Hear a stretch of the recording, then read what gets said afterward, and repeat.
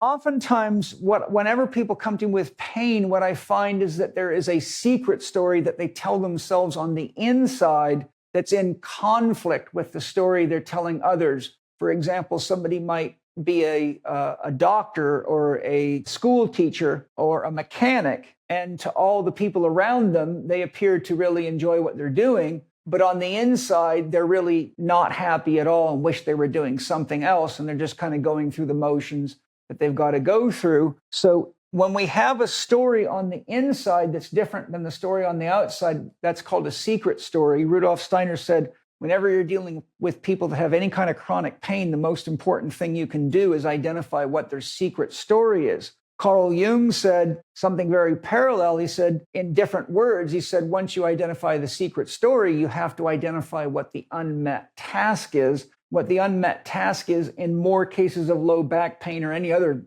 challenge I've ever seen, is making the transition from doing what you think you have to do to make a living, or what your parents told you had to do, or what teachers told you had to do, to doing what your heart really wants to do, in more of a spiritual language, what your soul came here to do. So that's extremely common. I spend a huge amount of time with my patients and clients helping them deal with the unmet task and the secret story that they're having to deal with because they're not really following their heart, which means that they're living out the wrong archetypes, which means they're not in a state where their heart, their emotions, and their mind and their body are in harmony, because they're doing something that is ultimately fulfilling to them at a deep level. And when people are not doing what's fulfilling to them at a deep level, not only is there coping strategies, as I mentioned, that often become addictions, but their spirit does not flow through them. And so they end up feeling very bottled up inside, but more importantly, they don't achieve mastery. So what you end up with is exactly what we've got in the world right now, which is a worldwide population that is actually just in a coping strategy, but doesn't have the passion to achieve mastery,